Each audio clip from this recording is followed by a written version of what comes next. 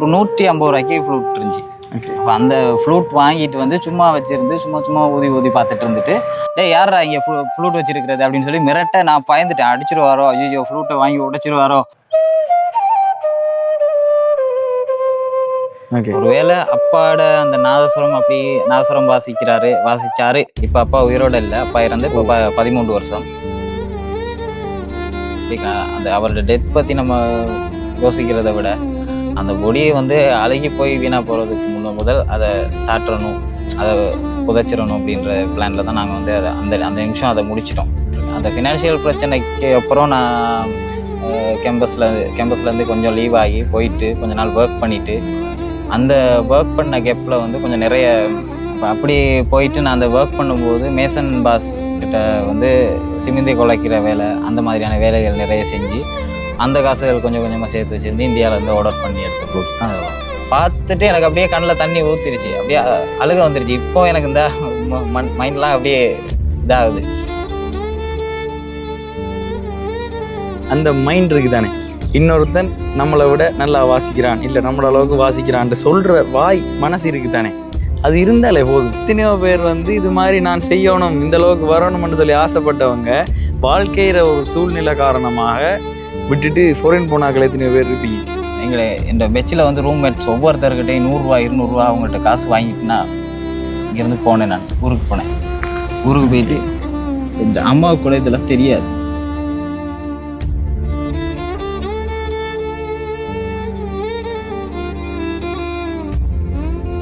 இப்போ நான் காலை சாப்பாடு சாப்பிட்டு 3 இயர்ஸ் ஆச்சு. போ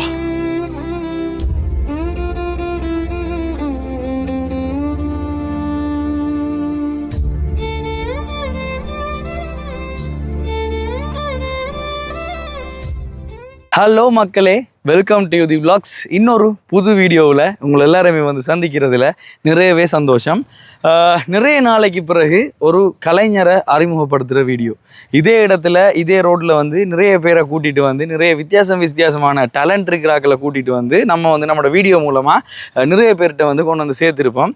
அந்த வகையில் நம்மளோட ரவுதாசன்னாவை பற்றி ஒரு வீடியோ போட்டிருந்தோம். அதுக்கு முதல் வந்து அந்த படங்குற போயிற வீடியோ போட்டிருந்தோம். கையில்லாமல் சில செய்கிற ஒரு போயிற வீடியோ போட்டிருந்தோம். இப்படி எக்கச்சக்கமான ஆக்கள்ற டேலண்ட்ஸை வந்து நம்ம வெளியில் கொண்டு வந்திருக்கோம். அந்த வகையில் இப்போ இன்ட்ரோ மியூசிக்கில் எல்லாம் வந்து புல்லாங்குழல் வாசித்து போடுவோம்னா அந்த இன்ட்ரோவோட தான் வந்து நம்மளோட வீடியோஸ் எல்லாம் வந்து ஸ்டார்ட் பண்ணோம். அந்த மாதிரி இன்றைக்கு ரியலாக ஒரு புல்லாங்குழல் வாசிக்கிறது கூட்டிகிட்டு வந்திருக்கேன். அவருக்கு வந்து இப்போ கிட்டத்தட்ட இந்த வயசு தான் இருக்கும், ஆனால் ஒரு பயங்கர டேலண்டான ஒரு ஆள். அவரை பற்றி தான் இந்த வீடியோவில் வந்து பார்க்க போகிறோம். முன்னுக்கே நான் நிறைய கதைச்சு அவரை பற்றி சொல்ல விரும்பலை. இப்போ அவர்கிட்ட போயிட்டு நீங்கள் சொல்லுங்கன்ட்டு கேட்க போகிறதில்ல, டிரெக்டாக போயிட்டு அவர் ஒரு பாட்டு ப்ளே பண்ண வைப்போம். அந்த புல்லாங்குழலில் வந்து ஒரு பாட்டு வந்து ப்ளே பண்ண வைக்கும். வச்சுட்டு அந்த வீடியோவை வந்து ஸ்டார்ட் பண்ணுறேன். வாங்க வீடியோக்குள்ளே போகலாம்.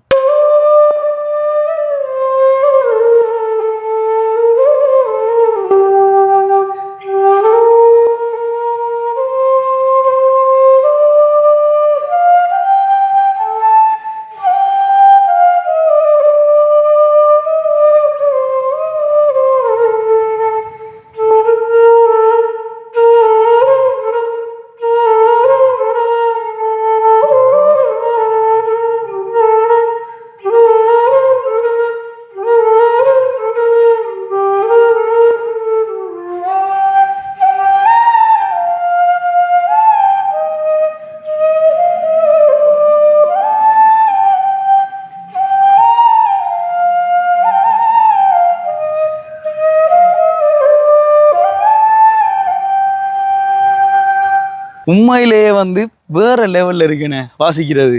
எனக்கும் வந்து மியூசிக் பிடிக்கும். நான் இதுக்கு முதல் இருந்த வீடியோவில் வந்து நிறைய கதைச்சிருப்பேன். நான் பாடுவேன்.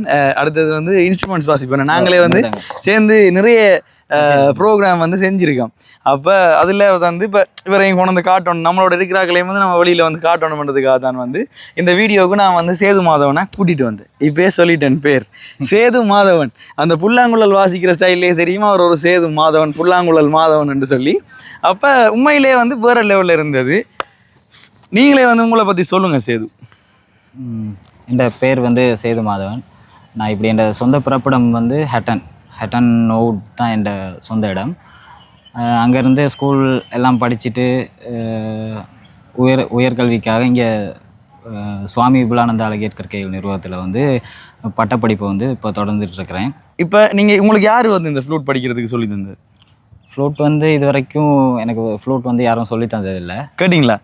ஃப்ளூட் வந்து வாசிக்கிறதுக்கு அவருக்கு யாருமே சொல்லி தரல. அதாவது தான் தோன்றி இந்த விஷயத்துக்கு நான் பாறேன் தானாக வந்து ப்ராக்டிஸ் பண்ணி தான் வந்து வாசிச்சு கொண்டிருக்காரு. அந்த மியூசிக்னு சொல்லுவாங்க. அப்போ அந்த கீபோர்டெல்லாம் வந்து காதால் கேட்டுட்டு வந்து வாசிக்கிறது. பட் அவங்களுக்கு வந்து கோட்ஸ் எல்லாம் தெரிஞ்சிருக்காது.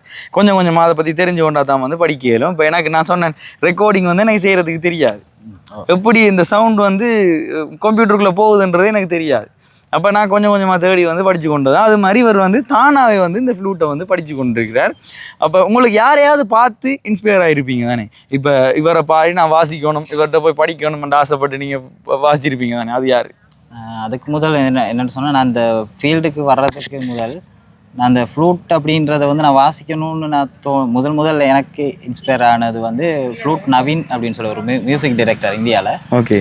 அவர் வந்து ஒரு என்னத்தில் பார்த்தீங்க? விஜய் டிவியில் ஒரு பெர்ஃபார்மன்ஸ் ஒன்று கொடுத்துருப்பாரு. ஓகே. அப்போ அந்த பெர்ஃபார்மன்ஸ் பார்த்துட்டு நல்லா இருக்கு, இந்த மியூசிக் வந்து நல்லா இருக்கு, இந்த இன்ஸ்ட்ருமெண்ட் நல்லா இருக்கு அப்படின்னு சொல்லிட்டு எங்களோட ஹெட்டன் டவுனில் வந்து நார்மலாக ஹேமந்தாஸ்னு ஒரு கடை இருக்கு. ஓகே. அந்த கடையில் இன்ஸ்ட்ருமெண்ட்ஸ் நிறைய சில்லறை சாமான்லாம் வச்சுருப்பாங்க. அதில் வந்து சிங்கிளிஸ்ட்டு சின்ன ஃப்ளூட் இருக்கும்.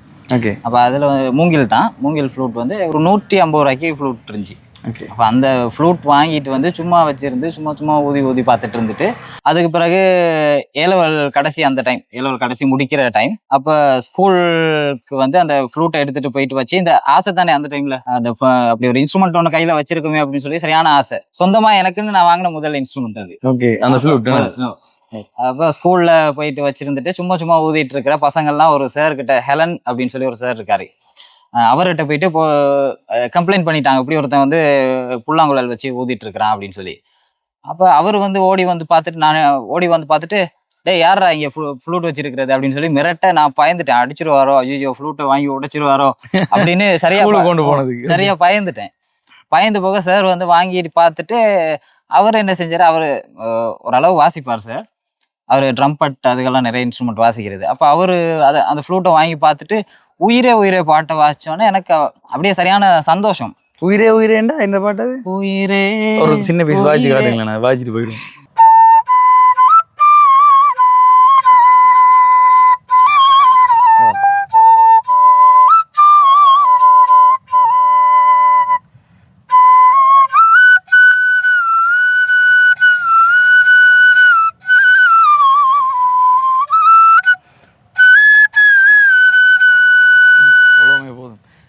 இருக்கு. நீங்க அப்ப கேட்டதை இப்ப வாசிக்கிறீங்கண்ணே?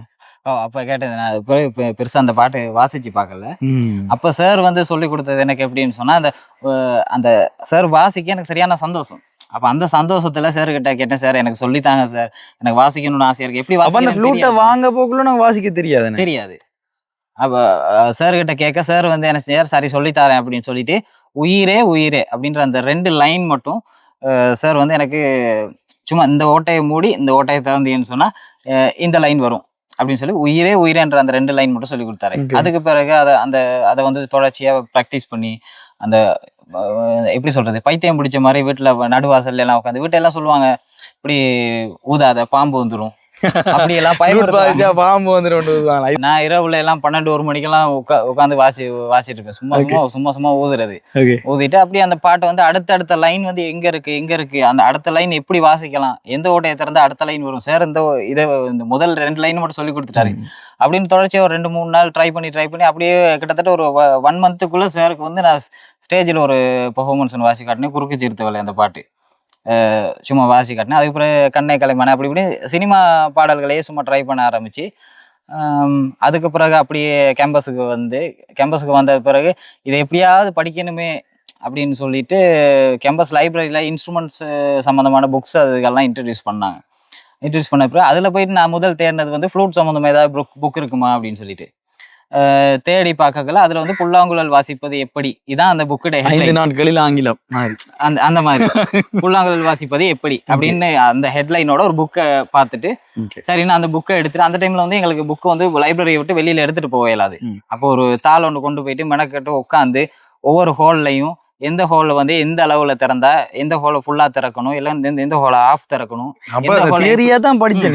இப்படித்தான் வரணும், அப்படிதான் படிச்சிருக்கீங்க. எந்த ஹோலை எப்படி திறந்தா எந்த ஸ்வரம் வரும் அப்படின்றத வந்து அந்த அந்த தாளில் வந்து ஃப்ளூட்டை வரைஞ்சி வரைஞ்சி வரைஞ்சி வரைஞ்சி எல்லாத்தையும் நோட் பண்ணி எடுத்துட்டு ரூம்ல வந்து உட்காந்து எங்களோட ஹாஸ்டல்ல வந்து உட்காந்துட்டு அதை வாசி பார்த்துட்டு அந்த டைம்ல வந்து ஆபோகி வர்ணம் படிச்சுட்டு இருந்தோம். எங்களோட ஹம்சத்துனி மிஸ் படிப்பிச்சுட்டு இருந்தாங்க. அப்போ அந்த டைம்ல எனக்கு அந்த வர்ணம் சரியான மாதிரி விருப்பம். அதை என்ன செஞ்சேன், அந்த ஸ்வரஸ்தானங்கள் அந்த புக்ல போட்டு அந்த ஸ்வரஸ்தானங்கள் வச்சு அந்த ராகத்தை இதில் அப்ளை பண்ணி பார்த்தது. அதை அப்ளை பண்ணி பார்த்துட்டு அது அந்த ராகம் வந்துருச்சு. வந்த உடனே அந்த வர்ணத்தை வாசிச்சு பார்த்தது.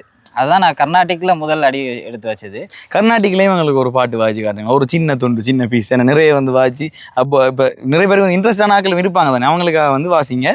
நிறைய பேர் வந்து விஷயத்தை கேட்க கொண்டு ஆசைப்படுவாங்க, நிறைய வாசிக்கிறத பார்க்க மாட்டாங்க. அவங்களுக்காக கொஞ்சம் ஷோர்ட்டா என்ன அளவாக வந்து வாசி விடுங்க, ஒரு கர்நாடிக் இது வந்து வாசி விடுங்க.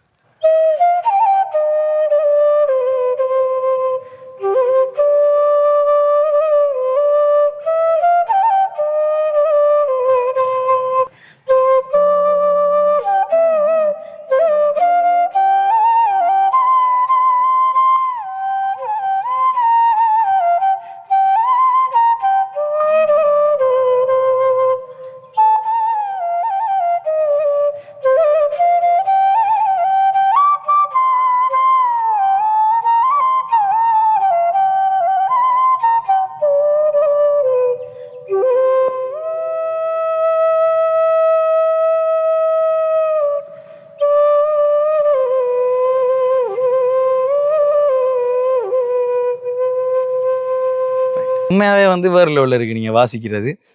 பார்க்குறாக்கள் வந்து கமெண்ட் பண்ணுங்கள், எப்படி இருந்தது வாசிச்சதுன்னு சொல்லி ஒரு கமெண்ட்டை வந்து போட்டு விடுங்க. ஏன்னா நிறைய பேர் வந்து பார்ப்பாங்க, நீங்களும் ஷேர் பண்ணுங்க உங்களோட ஃப்ரெண்ட்ஸுக்கெல்லாம் அந்த வீடியோ வேணே. அப்போ நிறைய பேர் வந்து பார்ப்பாங்க, பார்க்குற எல்லாருமே வந்து கமெண்ட் பண்ணுங்கள் எப்படி இருந்தது இந்த வீடியோன்றது வந்து ஒரு கமெண்ட்டில் சொல்லி விடுங்க. இப்போ நான் கேட்க போகிற விஷயம், நீங்கள் இந்த இடத்துக்கு வாரத்துக்கு காரணமாக இருந்தது உங்களோட அம்மா அப்பாவாக இருக்குது, ரைட்? ஏண்டா எந்த லைஃப்பை பொறுத்த வரைக்கும் சொல்கிறேன்னா, ஏண்டா ஏதோ முன்னுக்கு போங்கன்னு சொல்கிறது வந்து அவங்களா இருக்குன்னு இல்லையா? அப்படி சொல்றதுக்கு இல்லை. ஐயோ, என்னன்னு சொன்னா, அப்பா வந்து நாதஸ்வரம் வாசிக்கிறவர். ஓகே. தம்பியும் இப்போ ரீசெண்டாக நாதஸ்வரம் வாசிச்சிருக்கிறான். ஃபேமிலி பேக்ரவுண்டை பொறுத்தளவில் அப்பா சித்தப்பாக்கள் அவங்க எல்லாருமே நாதஸ்வரம் தான். ஓகே. அப்போ அவங்ககிட்ட இருந்து வந்திருக்கலாம் தானே? அவங்களோட ஜென்ரேஷன் தான் நாதஸ்வரம்.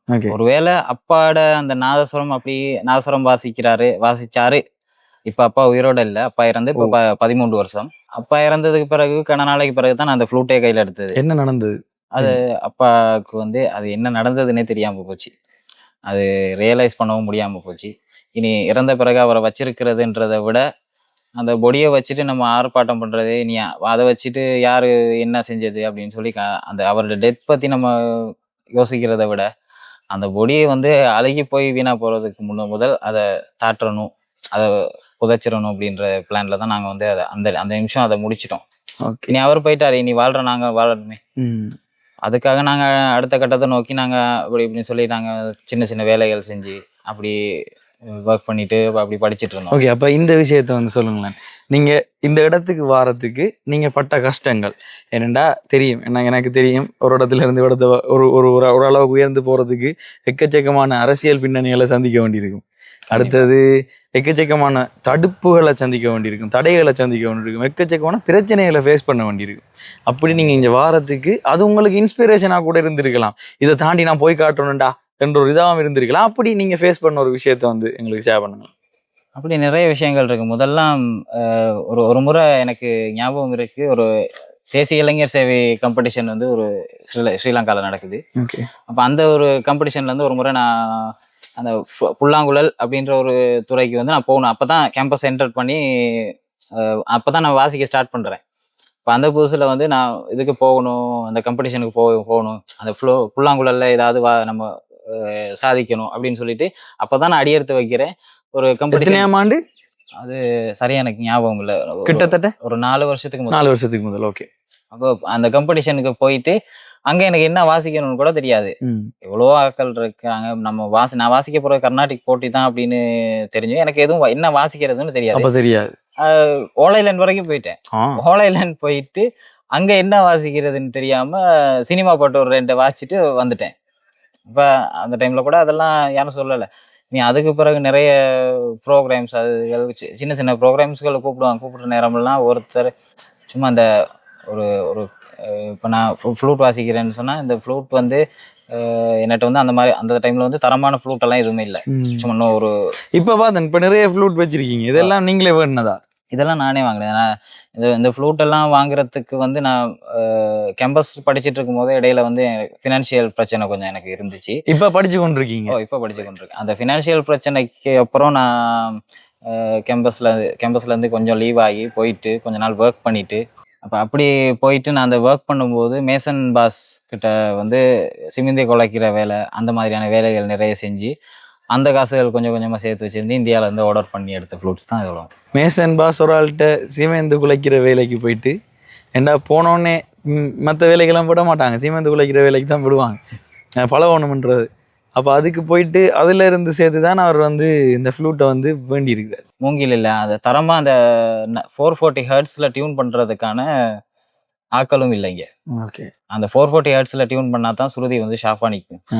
ஒவ்வொரு நோட்டுகள் வாசிக்கிற நேரமும் சமாளித்து வாசிக்கிற மாதிரி இருந்தால் நம்மளால வாசிக்க கஷ்டமாக இருக்கும். இப்போ கர்நாடிக் வாசிக்கிற நேரம் ஒரு ஸ்வரம் தானே, ஒரு ஸ்வரத்தை தாண்டி போகிற நேரம் அந்த ஸ்வரத்துக்கான பிரயோகங்கள் நம்ம வாசிக்கிற நேரம் அந்த ஹோல் வந்து ஷார்ப்பாக இந்த நோட் வந்து ஷார்ப்பாக இருந்துச்சுன்னு சொன்னால் அவுட் போகாது, மிஸ் ஆகாது. நீங்கள் எவ்வளோ ஒரு ஹார்டான ஒரு டைமை தாண்டி வந்து இந்த ஃபீல்டுக்குள்ளே வந்து வந்திருக்கீங்க. உண்மையாக இவர் வாய்ச்சை வச்சு தெரியும் நீங்கள் இவர் எந்த அளவுக்கு வாசிக்கிறீர்ன்னு சொல்லி. நம்மளால் சேது மாதவனுக்கு செய்யக்கூடிய ஒரு ஹெல்ப் என்னதுன்னு சொல்லுங்க பாப்போம். நீங்கள் பார்க்குற ஆட்கள் வந்து நிறைய பேர் வந்து இப்போ ஒரு டான்ஸ் டீச்சராக இருக்கலாம், இல்லை ஒரு மியூசிக் டீச்சராக இருக்கலாம், நீங்கள் வந்து ப்ரோக்ராம்ஸ் வந்து செய்வீங்க. அப்படியான டைமில் இப்படியான டேலண்ட்ஸுக்கு வந்து சான்ஸ் கொடுங்க. ஏன்னா ஏற்கனவே நிறைய ப்ரோக்ராம் வந்து போடுறீங்கண்ணே, நிறைய அரங்கேற்றம் எல்லாம் வந்து போகிறார். அப்போ வந்து நம்ம இன்னும் அவங்கள தூக்கி விடுறதுக்கு இன்னும் நிறைய சான்சஸை வந்து கொடுக்கலாம். நம்ம பண்ணுற ஒரு ஹெல்ப் அவங்களுக்கு. ஏன்னா அதை தாண்டி வேறு ஏதாவது ஹெல்ப் உங்களுக்கு தேவையா? இப்போதைக்கு எனக்கு படிக்கிறது மட்டும்தான் எனக்கு ஒரே ஒரு எய்மாக இருக்குது. நான் படித்து இங்கே டிகிரி முடிச்சுட்டு இப்போ படிக்கிறதுக்கு வருமானம் என்ன மாதிரி எங்கேருந்து வருது? அது இந்த புல்லாங்குழல் ப்ரோக்ராம்களுக்கு போகிறோம். ஓகே, இப்போ என்ன படிக்க வைக்கிறது இந்த ஃப்ளூட் தான். ஓகே, இந்த ஃப்ளூட்டுக்காக அவர் விட்டுட்டு 2 வருஷம் போயிட்டு உழைச்சிட்டு திரும்ப வந்து ஃப்ளூட் வாங்கிட்டு திரும்ப கேம்பஸில் வந்து படிக்கிறார். இப்போ இந்த ஃப்ளூட் தான் இவரை வச்சு படிப்பிக்குதுன்னு சொல்கிறார். இந்த ஃப்ளூட்டால் போகிற ப்ரோக்ராம் அது படிக்கக்கூடிய மாதிரி இருக்குது, சமாளிக்கக்கூடிய மாதிரி இருக்குது. ரைட், அது இதே பெரிய மனசு ஐயா. எல்லாருமே வந்து என்ன சொல்லுவாங்க, ஏலா கஷ்டமாக இருக்குது அப்படி இப்படின்னா, நான் நீங்கள் என்ன சொல்கிறீங்க சமாளிக்கக்கூடிய மாதிரி இருக்குன்னு சொல்கிறீங்க. உண்மையாக வந்து நல்ல விஷயம் நீங்கள் சொல்கிறது. உண்மையாக சொல்கிறேன், நல்லா ஒரு டேலண்ட்டாக அப்படியே கட்டித்தனமாக இருந்தீங்கன்னு சொன்னால், அதோட ஒரு நல்ல மனசோடு இருந்தீங்கன்னு சொன்னால், உங்களை இந்த யூனிவர்ஸ் தூக்கி கொண்டு போய் எங்கேயோ விடும். நான் நம்புகிற ஒரு விஷயம், இந்த கடவுள் அது இதெல்லாம் தாண்டி இந்த யூனிவர்ஸ் பிரபஞ்சம்ன்ற ஒரு விஷயம் உங்களை எங்கேயோ கொண்டு போய் விடும். ரைட், அது உங்களுக்கு நடக்கும். அது நம்ம திருப்பி அதே விஷயத்தை செஞ்சு கொண்டு இருக்கோம். இந்த ஃப்ளூட்டை வேண்டணும், ஏன் நம்ம வேண்டணும் யோசிச்சு பாருங்க. ஏன் இந்த ஃப்ளூட்டை போய் தேடி வேண்டணும்? அது ஒரு காலத்தில் வேண்டலாம்னு விட்டுட்டு போகலாம் தானே. அப்போ எனக்கு அது தேவைன்னு சொல்லி நாம இன்வெஸ்ட் பண்ணி எனக்கு அது மூலமாக நான் ஏதாவது சாதிப்பேன்னு நினச்சி அதை வேண்டி நம்ம இந்த அளவுக்கு வந்து செய்யக்குள்ள கட்டாயம் உங்களுக்கான சக்ஸஸ் வந்து பெரிய லெவலில் இருக்கும், கட்டாயம் இருக்கும். நாங்கள் பார்க்குற எல்லாருமே வந்து இது உங்களுக்காக ப்ரே பண்ணுறோம். ரைட், நிறைய வந்து உங்களோட சக்ஸஸுக்காக வந்து ப்ரே பண்ணுறோம். வேறு என்ன சொல்கிறது, இந்த ஜேர்னியில் நான் எல்லாருக்கும் கேட்டுக்கொள்கிறது ஒன்று தான். என்னென்னு சொன்னால், நீங்கள் ஒரு விஷயத்தை வந்து ஒரு விஷயத்தை வந்து நீங்கள் வேணும், இதில் நம்ம இந்த துறையில் நம்ம போகணும் அப்படின்னு சொல்லி நீங்கள் முடிவு பண்ணீங்கன்னு சொன்னால், அதில் யார் வந்து குறுக்க வந்தாலும் நீங்கள் வந்து அதை விட்டுறக்கூடாது, மனம் தளர்ந்துடக்கூடாது. நான் கற்றுக்கிட்ட அனுபவம், என் வாழ்க்கையில் நான் கற்றுக்கிட்ட அனுபவம். ஏன்னா நிறைய பேர் எவ்வளோ விஷயங்களில் வந்து என்னை டிசப்பாயிண்ட் பண்ணியிருக்காங்க. எனக்கு இந்த துறையில் வந்து முன்னால் போகக்கூடாதுன்றதுக்காக கூட நிறைய வேலைகள் செஞ்சுருக்குறாங்க. அதை நான் ஓப்பனாக சொல்ல விரும்பலை. இல்லை வேணாம் என்னன்னு சொன்னால், அதுகளை சொல்கிறதால அவங்க திருந்த போகிறதும் இல்லை. சரியா, அதை சொல்கிறதால எனக்கு நல்லது கிடைக்க போகிறதும் இல்லை.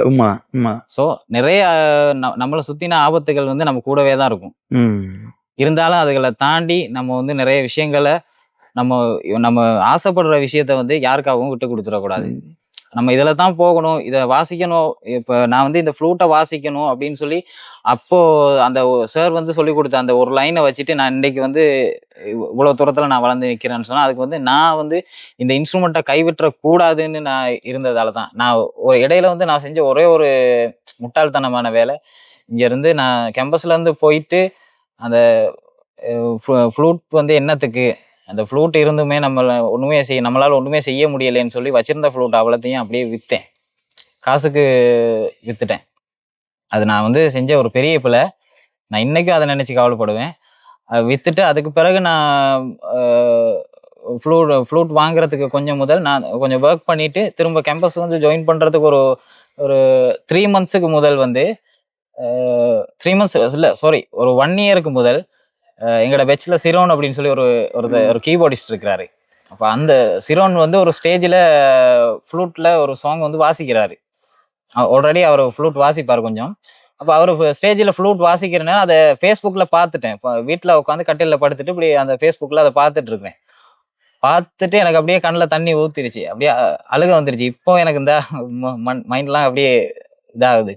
அந்த மூமெண்ட் வந்து எனக்கு மறக்க முடியாது. அந்த அந்த ஒரு செகண்ட் தான் என்னை வந்து இந்த இடத்துல நிற்க வச்சுது.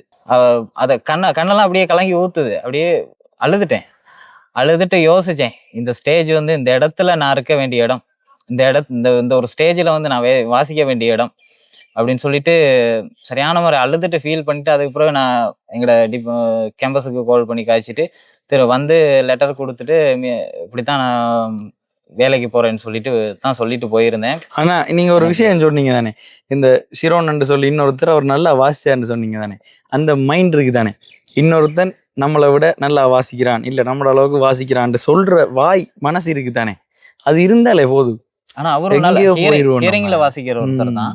ஹியரிங்ல வாசிக்கிறாருந்தாலும் நல்லா வாசிக்கிறார். எதுனாலும் இப்போ நான் அந்த டைம்லயே முதல் நாங்க கேம்பஸுக்கு வந்து முதல் கிளாஸ் ரூம்ல உட்கார்ற நேரம் என் பேக்ல ஃப்ளூட் இருந்துச்சு. சிரோன் எடுத்து சும்மா வாசிட்டு இருக்க மச்சான் எனக்கு சொல்லி கொடுன்னு சொல்லி அப்போ நான் சிரோன் கிட்ட கேட்டேன். அப்ப சிரோன் கிட்ட வளர்ச்சி பாத்தீங்களா, சிரோன் கிட்ட கேட்க சிரோன் வந்து எனக்கு சொல்லி கொடுத்தேன். இப்போ வந்து சிரோன் வந்து மச்சான் இது எப்படிடான்னு கேட்டாலும் நான் அவருக்கு சொல்லி கொடுப்பேன். அந்த தேடுதல் தான் உங்களை இந்த அளவுக்கு கொண்டு வந்து நிப்பாட்டி இருக்கு. அந்த கலையில இருக்கிற தாகம் தான் உங்களை இந்த அளவுக்கு கொண்டு வந்து நிப்பாட்டி என்ன எனக்கு வந்து ஃப்ளூட் யாருமே சொல்லி கொடுக்கலன்னு நான் சொல்லக்கூடாது. ஏன்னா முதலாவது ஹெலன் சார் சொல்லி கொடுத்துருக்காரு. ஓகே, நீங்க அதான் அதுக்கு முதல் நான் கேட்ட விஷயம் நீங்க ஏன் இதை ஸ்டார்ட் பண்ணீங்கன்றது தானே. அது நீங்க ஒரு ஐடியா இல்லாம தானே ஒரு ஆள்ற வீடியோ பார்த்துட்டு நவீன வீடியோவை பார்த்துட்டு அந்த அளவுக்கு நான் வரணும்னு சொல்லி தானே ஸ்டார்ட் பண்ணது. அந்த டைம்ல உங்களுக்கு யாருமே சொல்லி தரல தானே, நீங்க ஃப்ளூட் வாங்க போக்குள்ள உங்களுக்கு யாருமே சொல்லி தரல தானே, அதுதான் தேவை. ஆனா இது வரைக்கும் இப்படித்தான் ஃப்ளூட்டை பிடிக்கணும்னு கூட யாரும் சொல்லி கொடுத்தாங்க. அந்த சார் வந்து அந்த 2 லைன் இப்படி வாசின்னு சொல்லி கொடுத்தா அந்த ஒரு அடிப்படை மட்டும்தான். அப்புறம் சிரோன் வந்து மச்சான் இந்த பாட்டு இப்படி வாசிக்கணும்டா அப்படின்னு சொல்லி அவர் ப்ளே பண்ணி காட்டுவார். அவருக்கு சொல்லித்தர தெரியலைனாலும் ப்ளே பண்ணி இப்படி வாசிக்கணும்டான்னு சொல்லி ப்ளே பண்ணி காட்டுவார். அதுக்கப்புறம் அந்த அந்த நான் அந்த சிரோன்ட அந்த வீடியோ பார்த்துட்டு கேம்பஸுக்கு வந்துட்டு திரும்ப ஜாயின் பண்றதுக்கு கேட்க 1 மாசம் அட்டெண்டன்ஸ் கூட போயிடுச்சு. தம்பி நீங்க அடுத்த வருஷம் வாங்கன்னு சொல்லிட்டாங்க. திரும்ப நான் போயிட்டு திரும்ப ஒர்க் பண்ணிட்டு 1 மாசத்துக்கு முதலே வந்தேன். அந்த 1 மாசத்துக்கு முதலே வர்றதுக்கு முதலே வந்து தான் லெட்டர்லாம் கொடுத்துட்டு ஜாயின் பண்ணேன். அந்த ஜாயின் பண்றதுக்கு ஒரு 2 மாசம் முதல் இந்தியால இருந்து ஃப்ளூட் எல்லாம் வாங்கி எடுத்தேன். நான் போனப்போ தான் ஃப்ளூட் அதை வித்துட்டேன். 1-2 ஃப்ளூட் மட்டும் தான் இருந்துச்சு. மற்ற எல்லா ஃப்ளூட்டையும் வித்துட்டேன்.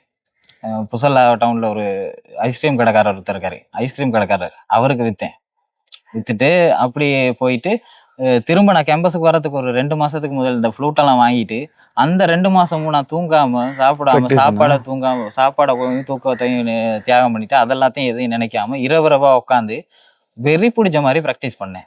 ஏன்னா இந்த அந்த சிரோன்ட அந்த வீடியோ பார்த்த தாக்கம் அது மனசு அவ்வளோ பாதிச்சிச்சு. அந்த வீடியோ அந்த இடத்துல அந்த ஸ்டேஜை நான் மிஸ் பண்ணிட்டேனே அப்படின்னு சொல்லி அந்த ஒரு 2 மாசம் நான் பாக்குற நிறைய பேருக்கு இது கிளிக் ஆகும். ஏண்டா எத்தனையோ பேர் வந்து இது மாதிரி நான் செய்யணும் இந்த அளவுக்கு வரணும்னு சொல்லி ஆசைப்பட்டவங்க வாழ்க்கையில ஒரு சூழ்நிலை காரணமாக விட்டுட்டு ஃபாரின் போனாக்கள் எத்தனையோ பேர் இருப்பீங்க. ஏன்னா அதை எதுவாக இருக்கட்டும், சித்திரங்கிறதா இருக்கட்டும், கவிதை எழுதுறதா இருக்கட்டும், அதை ஒரு பேஷனாக வச்சிருக்கணும்னு நினைச்சிருங்க. அதுக்கு அங்கால அதை தாண்டி நம்ம குடும்பத்துக்காக இருக்கணும்னு சொல்லி விட்டுட்டு போய் இப்போ நம்மளோட வேலையாக வந்து செஞ்சு கொண்டு இருக்காங்க நிறைய பேர் இருப்பீங்க. அப்போ உங்களுக்கு எல்லாருக்குமே வந்து இந்த விஷயம் கிளிக் ஆகும்னு நினைக்கிறேன். எந்த லைஃப்ல இது வந்து நிறைய பொருந்தும். ஆனால் ஒரு வகையில் நான் அந்த படிக்கிறதுக்கு எனக்கு சப்போர்ட்டிவாக இருக்கிறது நான் வந்து கொஞ்சம் எங்களோட அப்பா சைடு வந்து நாதஸ்வரம் தவில் அப்படின்றதுனால கொஞ்சம் தவிலும் வாசிப்பேன். அப்போ அந்த ஒரு ஃபீல்டை வச்சு சித்தப்பாக்கள் கூட கச்சேரிக்கு போகிறது, அவங்களோட இந்த கல்யாணம் திருவிழாக்கள் அது எல்லாம் சும்மா அந்த சோடியா போய் நின்று வாசிக்கிறது. அப்போ அதுல எல்லாம் வேற கண்டிங்கன்னா போயிட்டு வந்து கதைங்க கல்யாண கச்சேரியிலலாம் அந்த கட்டி மேலே வந்தோடனே இவர் நிற்பார் பக்கத்தில் போயிட்டு கதைங்க. என்னன்னு சொன்னால் இங்கே கேம்பஸில் இருந்துட்டு இது என் அம்மாவுக்கு கூட தெரியாது. அம்மாக்கோ தம்பிக்கோ சித்தப்பாக்களுக்கோ யாருக்குமே தெரியாது. நான் அந்த கேம்பஸ்லேருந்து விட்டுட்டு போனேன். இதுக்காக தான் நான் கேம்பஸை விட்டுட்டு வந்தேன்னு கூட அம்மாக்களுக்குலாம் யாருக்குமே தெரியாது. நான் ஊருக்கு போயிட்டு கொஞ்ச நாள் இருந்தேன், அவங்க லீவில் வந்திருக்கேன் அப்படி தான் நினச்சிட்டு இருந்தாங்க. நான் யார்கிட்டையுமே நான் உண்மையை சொல்லலை. நான் இங்கே கேம்பஸில் இருந்துட்டு கடைசி ஃபஸ்ட் இயர் கம்ப்ளீட் பண்ணி ஃபஸ்ட் இயர் வந்து கம்ப்ளீட் பண்ணிவிட்டு செகண்ட் இயரில் காலடி எடுத்து வச்சு ஒரு 3-4 நாள் கிட்டத்தட்ட சாப்பாடு இல்லாமல் சரியான வேதனைப்பட்டேன். சாப்பாடு கிடைக்கல, சாப்பாடுக்கு கையில் காசு இல்லை, யார்கிட்டையும் கேட்க முடியாது. அப்படி ஒரு கஷ்டம் ஒன்று. என்னால் அதை தாங்கிக் கொள்ள முடியல. ஒவ்வொருத்தர்கிட்டையும் இந்த பெச்சில் வந்து ரூம்மேட்ஸ் ஒவ்வொருத்தர்கிட்டையும் 100 ரூபா 200 ரூபா அவங்கள்ட்ட காசு வாங்கிட்டு நான் இங்கேருந்து போனேன். நான் ஊருக்கு போயிட்டு போன வேகத்தில் எனக்கு இருக்க முடியும் தான் நான் இந்த ஃப்ளூட்டை விற்றுட்டு அந்த காசை வச்சுட்டு நான் வேலைக்கு போனேன். இந்த அம்மாவுக்கு கூட இதெல்லாம் தெரியாது. ஓகே அதெல்லாம் மாறுறது தான். இதில் நான் யாருக்குமே சொல்லவும் இல்லை, சொல்கிறதும் இல்லை. ஏன்னா நான் அந்த டைம்லையும் நான் வந்து செஞ்ச முட்டாள்தனமான வேலைன்னு சொன்னால் நான் தெய்வமாக யோசிக்கிறேன். நான் ஃப்ளூட்டை விற்றது தான். சரி, இப்போ எல்லாத்தையும் வேண்டிட்டீங்க தானே, திரும்ப வேண்டியாச்சு தானே. அதான் அதை நம்ம கொடுத்துட்டு தியாகம் பண்ணிட்டு திரும்ப அதை வேண்டினீங்க தானே, அதுதான் வேணும்னு சொல்லி. அப்போ அது உங்களை வேற ஒரு லெவலுக்கு கொண்டு போகும், எங்கேயோ வந்து கொண்டு போகும். அதாவது யோசிக்கிறேன்ல, அவ்வளோ நான் வந்து யோசிக்கிறேன்ல.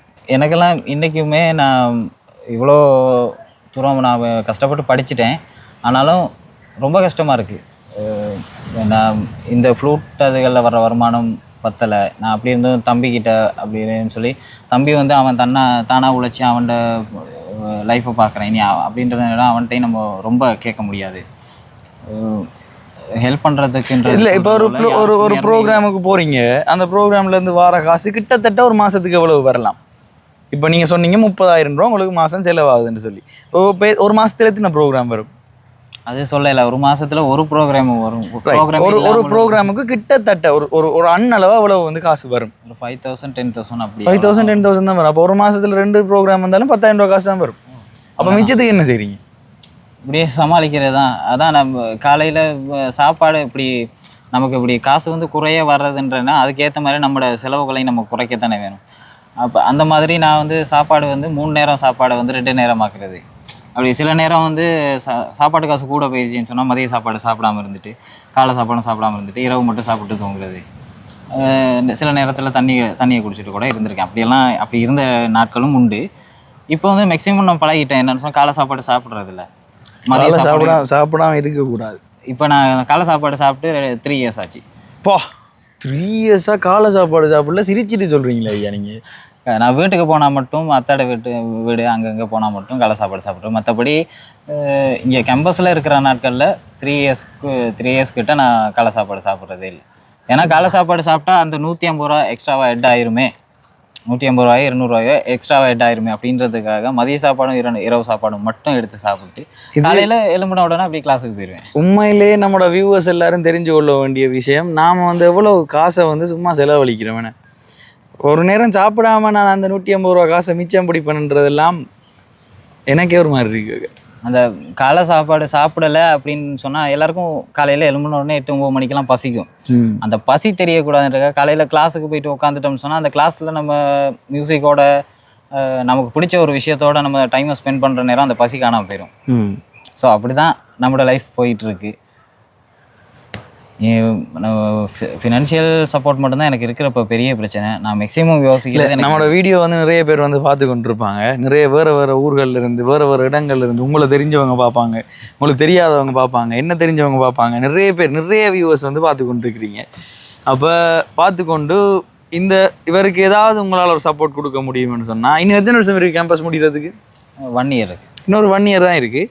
1 இயருக்கு வந்து முடிஞ்ச சப்போர்ட்டை, நம்மளால் முடிஞ்ச சப்போர்ட்டை வந்து நம்ம செஞ்சு கொடுப்போம். நிறைய ப்ரோக்ராம்ஸ் வந்து வந்ததுனால உங்களால் முடிஞ்சது, இப்போ நான் வந்து ஒரு காசு கொடுங்கன்னு சொல்லலை, உங்களால் முடிஞ்ச ஹெல்ப்பை இப்போ நான் சொன்னேன் தானே, இப்போ ஒரு மாதத்தில் உங்களுக்கு ஒரு 5 ப்ரோக்ராம் வந்துன்னு சொன்னால் சமாளிக்கக்கூடிய மாதிரி இருக்குன்னு தானே.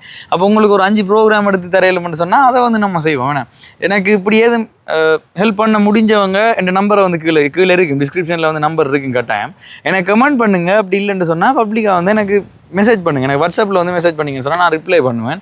என்னட்ட கேட்டிங்கன்னு சொன்னால் நான் வந்து ஒரு நம்பரை வந்து தரேன். நீங்கள் டிரெக்டாக வந்து ஒரு கான்டாக்ட் பண்ணி கொள்ளலாம். நம்மளோட வீடியோ இப்போ ஃபோன் வந்து ஆஃப் ஆக போகுது நினைக்கிறேன், சார்ஜ் இல்லாமல். வீடியோ கன நேரம் வந்து வீடியோ எடுத்துக்கொண்டிருக்கேன்.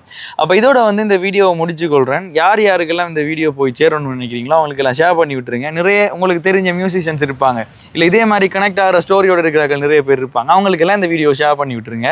மறக்காமல் வீடியோவை சப்ஸ்கிரைப் பண்ணி வச்சுக்கொள்ளுங்க. அப்போ தான் நம்ம போடுற வீடியோ எல்லாத்தையுமே வந்து எல்லாருக்குமே வந்து சேரும். அப்போ எல்லாருமே வந்து சப்ஸ்கிரைப் பண்ணி சொல்லுங்களேன், நீங்களே சொல்லுங்கள். சப்ஸ்கிரைப் பண்ண சொல்லுங்கள் எங்களோட வியூவர்ஸை. சப்ஸ்கிரைப் பண்ணுங்கள், சப்ஸ்கிரைப் பண்ணி வச்சுக்கொள்ளுங்க. யுதி விலாக்ஸை வந்து சப்ஸ்கிரைப் பண்ணி வச்சுக்கொள்ளுங்க.